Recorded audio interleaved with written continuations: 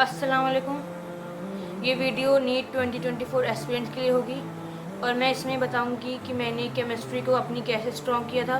Chemistry की कुछ strategies के बारे में बताऊंगी जो सचमुच आपके लिए बहुत हेल्पफुल होगी। सो स्टार्ट करते हैं वीडियो स्टार्ट करने से पहले मैं आपको थैंक यू कहना चाहूँगी। जो मेरी लास्ट वीडियो थी उस पर आपको बहुत अच्छा रिस्पॉन्स आया है and really thank you so much for this love and support. So let's start the video. मैंने पूरे पॉइंट्स बना के लिख लिए हैं ताकि मैं सब कुछ भूलूँ ना और अच्छे से बता सकूँ आपको सारे। तो सबसे पहले पॉइंट था लेक्चर का। तो आप ऑफलाइन से या ऑनलाइन से लेक्चर ज़रूर देखें, पूरे डिटेल लेक्चर्स देखें। इसमें बिल्कुल भी लापरवाही मत करें, लेक्चर्स बहुत इंपॉर्टेंट होते हैं। और बच्चे कहते हैं कि वन शॉट देख लें, उम्मीद पे ऐसे देख लें।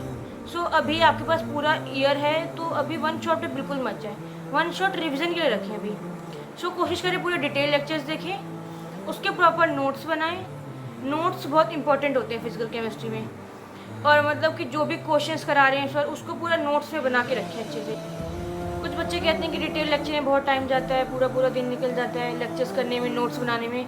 तो ये तो है कि टाइम तो जाता है, तो यही है मतलब अगर आप यहाँ पे अभी टाइम इन्वेस्ट करेंगे तो आगे जाके आपको इसकी मतलब की मदद होगी। ये आपको मतलब आगे जाके फ़ायदा करेगा ही कहीं ना कहीं। तो उम्मीद से अगर ये वन शॉट कर लें इस टाइम पे करेंगे तो ये सही नहीं है। अभी उसका अपना एक प्रॉपर टाइम होता है वन शॉट का भी। तो अभी डिटेल लेक्चर पर फोकस करें, वन शॉट पे बिल्कुल नहीं। और सेकंड पॉइंट, नोट्स कैसे बनाएं। जब आप लेक्चर देख रहे हैं साथ साथ ही नोट्स बनाने की कोशिश करें। इवन क्वेश्चंस भी जो सर कराते हैं उसको भी नोट डाउन करें पूरा। क्योंकि मेरे को लगता है ना केमिस्ट्री में जैसे फिजिकल केमिस्ट्री हो गए, इसमें जो क्वेश्चंस आते हैं ना तो ऐसे न्यू क्वेश्चंस नहीं बनते कि जैसे फिजिक्स में होता है कंसेप्ट से थ्योरी से अलग तरह के क्वेश्चंस बन जाते हैं। बट केमिस्ट्री में ऐसा ऐसा कुछ नहीं होता। जो क्वेश्चंस ऐसे रिपीट ही होते हैं, मतलब डिराइव PYQs होते हैं, कुछ ऐसा नया नहीं बनता इसमें। सो जितने आप क्वेश्चंस करा रहे हैं आप उसको नोट डाउन करेंगे, उन्हीं को बार बार देखेंगे ना तो आपको एक आइडिया लगता है कैसे अप्रोच करनी है, कैसे करना है। सो ये प्रॉपर नोट्स में पूरा तैयार करके रखें, इसको सही रहता है बहुत। और कुछ बच्चे कहते हैं हमसे क्वेश्चंस नहीं होते फिजिकल केमिस्ट्री के, वो उसके लिए क्या करें। सो पहले मुझसे भी नहीं होते थे मतलब, बट ये है कि ना अगर आपसे भी क्वेश्चंस नहीं हो रहे तो आप ये कर सकते हैं कि कोई बुक ले लें जिसमें सॉल्व प्रॉब्लम्स नहीं होते, सॉल्व एग्जाम्पल्स वाले। उससे आप अप्रोच देखें क्वेश्चंस को कैसे स्टार्ट किया है। पहले तो आप खुद करें, अगर आपसे नहीं हो रहा तो सॉल्यूशन देखें कि मतलब क्या अप्रोच थी। तो उससे आपको आइडिया लगे कि आप कहाँ पे अटक रहे थे और क्या आप सोच नहीं पा रहे थे और क्या ऐसा था कि आप कर नहीं पा रहे थे क्वेश्चन। तो आप उससे प्रैक्टिस करें तो धीरे धीरे आपकी क्वेश्चंस प्रॉब्लम करने की स्किल्स अच्छी हो जाएंगी। So as such physical chemistry के लिए मेरा इतना ही था कि नोट्स प्रॉपर बनाएं और उसमें प्रॉपर मतलब बहुत अच्छे से बनाओ उसको प्रॉपर, पूरे लेक्चर्स को, पूरे क्वेश्चंस को। केमिस्ट्री फिजिकल केमिस्ट्री में क्वेश्चंस को अच्छे से नोट करना बहुत इंपॉर्टेंट होता है क्योंकि उसी को बार बार करना होता है। और प्लस PYQs इसी को ना बार बार करो। केमिस्ट्री के फिजिकल इतना बहुत सफिशिएंट है। और ऐसे क्वेश्चंस के लिए बहुत ज़्यादा हाइप करने की जरूरत नहीं है कि JEE मेंस से कर लें, एडवांस से कर लें, कुछ अच्छे क्वेश्चंस कर लें। केमिस्ट्री में ज़रूरत नहीं पड़ती इतनी। और PYQs हम लोग ऐसे करते थे जैसे आपने कोई चैप्टर पढ़ लिया, रिविज़न के टाइम पे आप पहले PYQs करें और उसके बाद आप देखें किस क्वेश्चन में आप अटक रहे थे, कौन सा नहीं हुआ, फिर आप नोट्स में जाएं, उस पर ज़्यादा ध्यान दें। ये सही तरीका होता है रिवीजन करने का कि PYQs से रिवीजन करें। और बाकी फिजिकल केमिस्ट्री की NCERT पढ़ें या ना पढ़ें इस पर मैं बता दूं आपको। एज सच पहले इतनी ज़रूरत नहीं पड़ती थी फिजिकल की NCERT करने की क्योंकि क्वेश्चंस आते थे, थ्योरी पे इतना तो फोकस नहीं होता था फिजिकल से। बट अब जैसे कि पेपर आ रहा है, इस बार भी जैसे आया था 2023 में, बिल्कुल NCERT से एसर्शन रीजन उठ के आए थे और स्टेटमेंट आए थे, बिल्कुल NCERT से आए थे। और अब तो ऐसे लग रहा है कि एसर्शन रीजन और स्टेटमेंट वाले क्वेश्चंस काफ़ी आएंगे आगे जाके। तो इसके लिए NCERT पढ़ना बहुत इंपॉर्टेंट है। तो कोशिश करें इसके NCERT भी पढ़ें और इंटेक्स क्वेश्चंस भी कर लें। So as such physical chemistry में बस इतना ही। नोट्स, PYQs और NCERT और इसके इंटेक्स क्वेश्चन कर लें। और NCERT को भी सही तरीके से पढ़ें, ये नहीं पूरी एक एक लाइन पढ़ते जा रहे हैं। एक आइडिया लग जाता है ना कि वाला इंपॉर्टेंट पार्ट है, उस पर अंडरलाइन कर लें तो थोड़ा ऐसे पढ़ेंगे कि आपका टाइम भी बचे। सो फिजिकल केमिस्ट्री के लिए इतना ही। So let's start the inorganic. Inorganic मेरी भी ऐसा जितनी अच्छी नहीं थी और मेरे को जैसे कि जो चीज़ें लर्न करने में प्रॉब्लम होती काफ़ी, मैं रिटेन मतलब जो वैसी वाली नहीं होती जो कंसेप्चुअल वाला तो हो जाता है, बट जैसे कुछ रटने वाला पार्ट होता है वो नहीं रह पाता। बाकी मैंने इनऑर्गेनिक मोहित सर से करी थी लास्ट ईयर, जो उन्होंने बहुत अच्छी पढ़ाई थी। जो याद करने में प्रॉब्लम होती थी ना, उसका हर चीज़ का मतलब वो बता दिया था कि कंसेप्ट, जिससे ठीक रहता था मेरे को याद करने में। तो मेरे को काफ़ी सही लगी थी उनसे पढ़कर। बाकी मैं आपको बताती हूँ मैंने कैसे करा था। इनऑर्गेनिक को मैंने 2 पार्ट में डिवाइड कर दिया था। इनऑर्गेनिक को भी पीरियोडिक, केमिकल बॉन्डिंग और कोऑर्डिनेशन को एक तरफ कर दिया था। बाकी जो चैप्टर थे उनको एक साइड कर दिया था। बाकी जो पीरियोडिक और केमिकल बॉन्डिंग के पूरे इनऑर्गेनिक का बेस है, इसको आपको बहुत अच्छे से करना चाहिए। अगर आपको ये चैप्टर्स आ गए पीरियोडिक और केमिकल बॉन्डिंग, तो बाकी जो ब्लॉक्स हैं वो करने में आपको काफ़ी हेल्प होगी। और इससे बहुत क्वेश्चन अभी आते हैं, ये भी बात है। और जो कोऑर्डिनेशन है, इससे 3-4 क्वेश्चन आ जाते हैं कभी कभी। तो ये बहुत इंपॉर्टेंट चैप्टर है और इसमें रटने वाला नहीं होता कोऑर्डिनेशन में। ये आपको समझना चाहिए अच्छे से और इसे प्रैक्टिस से होता है। तो ये अलग हो गया इनऑर्गेनिक का। बाकी जो थोड़ा रटने वाला पार्ट हो गया, हाइड्रोजन हो गया, एस ब्लॉक हो गया, पी ब्लॉक हो गया। पी ब्लॉक में सारे वाले 13, 14, 15, 16, 17, 18 सारे, और डी एंड एफ हो गया। और इवन मैं इसमें सरफेस केमिस्ट्री और को भी ऐड करती हूँ। और इवन जो ऑर्गेनिक के लास्ट वाले कुछ चैप्टर्स हैं, बायोमोलिक्यूल, पॉलीमर और ड्रग्स वाला जो है, और इन्वायरमेंटल केमिस्ट्री, ये भी मैं इसी में इंक्लूड कर देती हूँ। क्योंकि मुझे लगता है इसमें थोड़ा याद ही करने वाला होता है, तो एक ही साथ रख देती हूँ मैं इसे। और जो बायोमोलिक्यूल, पॉलीमर है, ड्रग और इन्वायरमेंटल केमिस्ट्री, इन सबको मेरे को लगता है ना आपको एनसीईआरटी से ही, एनसीईआरटी से बाहर नहीं आता। और बाकी ये भी है कि एक क्वेश्चन ज़रूर आता है, तो ये वेटेज रखते हैं। मतलब एक क्वेश्चन बहुत इंपॉर्टेंट हो जाता है सब इन चैप्टर से, क्योंकि एनसीईआरटी से बिल्कुल आता है, उससे बाहर बिल्कुल नहीं जाना। एक ही क्वेश्चन करके 4, 5, 6 क्वेश्चन इसी से हो जाएंगे, तो 24 मार्क्स तो इजीली इन चैप्टर से आ जाएंगे। सो कोशिश करें कि आपके पास अभी स्टार्टिंग में जब भी आपको थोड़ा बहुत एक्स्ट्रा टाइम मिले, आपके पास टाइम बचा हो, कभी संडे को टाइम बच जाए, कभी सैटरडे को ऐसे टाइम बचे, तो कोशिश करें थोड़ा थोड़ा इसका नोट्स बना लें आप स्टार्टिंग से ही, एनसीईआरटी से। मैं भी आपको अपने नोट्स शेयर कर दूंगी इसके शॉर्ट्स में कि मैंने कैसे बनाए थे। मैंने फिर उस 2 पेज में बना लिए थे, जैसे कि बायोमोलिक्यूल के पूरे एनसीईआरटी को 2 पेज में कर लिया कवर, पॉलीमर को भी 2 पेज में कर लिया था।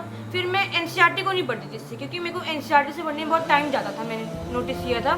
तो जब मैंने उनको पेज में लिख लिया था ना, तो मेरे को मिनिमम 10 से 20 मिनट, ऐसे 15 मिनट लगते थे पूरा रिवाइज करने में एक चैप्टर। तो बहुत लास्ट में जाके फिर ये चैप्टर फिर नहीं हो पाते लास्ट में जाके, आपको स्टार्टिंग से करना चाहिए इन चैप्टर्स को। और ये वेटेज रखते हैं, ऑब्वियस सी बात है। सो आपको स्टार्टिंग में इसके प्रॉपर नोट्स बना लें। मैं आपको नोट्स शेयर कर दूँगी, आप देख लेना। और वो ब्लॉक्स वाली जो हो गए, और उनको मतलब ये है कि एनसीईआरटी से बाहर बिल्कुल ना जाए इनऑर्गेनिक के लिए, बिल्कुल नहीं, मतलब बिल्कुल नहीं जाना एनसीईआरटी से बाहर। नोट्स देख लें, अगर मोहित सर से पढ़ रहे हैं तो वो नोट्स देख लें।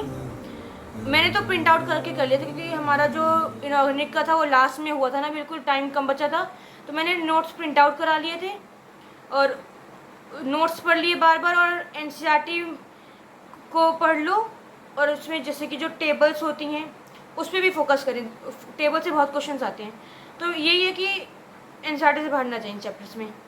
इनऑर्गेनिक में ऐसे क्वेश्चंस प्रैक्टिस तो मैंने नहीं करी थी, बाकी मोहित सर जो कराते हैं डीपीपीज वगैरह वही कर रखे थे, तो अब आप भी चाहे तो वही कर लें, और बाकी पीवाईक्यूज कर लें।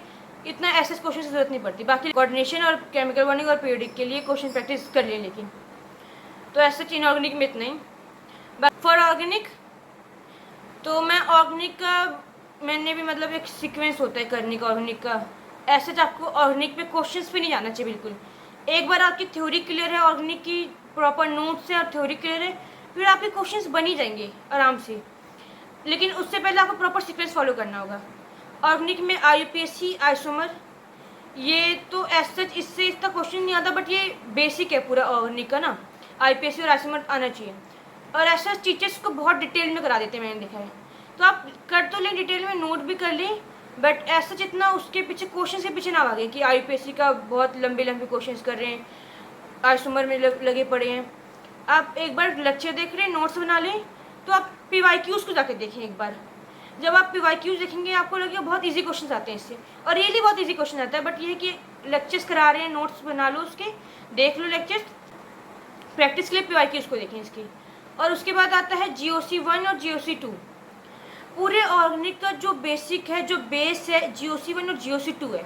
अगर आपकी ये क्लियर है ना, तो जो नेक्स्ट चैप्टर्स है जैसे haloalkane, alcohol, ether, aldehyde, ये सब फिर कुछ नहीं है इन चैप्टर्स में। जो मेरे नोट्स थे GOC1 और GOC2 वो बहुत अच्छे थे। मैंने प्रॉपर नोट्स जो बना रखे थे GOC के, वो करने के बाद ना इवन मैं चैप्टर्स को नहीं भी करती थी ना, फिर भी मेरे चैप्टर्स हो जाते थे। क्योंकि फिर मेरे जो चैप्टर्स में बताऊँ क्या बचते थे, जो नेम रिएक्शंस हो गई, सिर्फ वही सब बचता था, तो वो सब फिर इजीली हो जाता था। तो GOC1 और GOC2 पे फोकस करें। और अगर आप चाहेंगे तो मैं अपने नोट्स भी दिखा दूँगी, लेकिन ये है कि नोट्स अपने खुद बनाएं, क्योंकि मेरे नोट्स वैसे ही बहुत ज़्यादा तो गंदे हो गए हैं, तो इतना समझ भी नहीं आएगा, और दूसरे के नोट्स से इतना ज़्यादा समझ नहीं आता। अपने नोट्स बनाएंगे तो ज़्यादा सही रहेगा। बाकी मैं शेयर कर दूँगी, बहुत अच्छे नोट्स हैं मेरे। और उसके बाद जो अगर आपके GOC क्लियर है ना, तो बाकी चैप्टर्स आराम से हो जाएगा।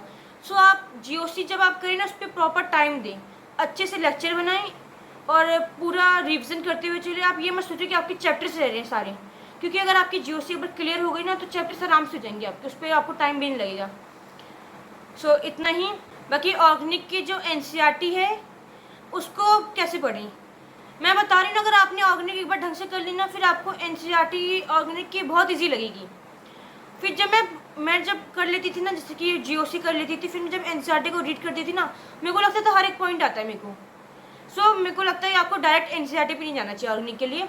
आप पहले लेक्चर्स अटेंड कर ले, प्रॉपर नोट्स बना ले, रिवाइज अच्छे से कर लें, फिर आप NCERT पे जाएँ। फिर आपको ईजिली NCERT समझ आएगी, फिर आपको लगेगा नहीं कुछ आपको याद करने वाला है। NCERT में ऐसा याद करने का कुछ नहीं होता, वो थोड़ा बहुत होता है रिएक्शंस वगैरह।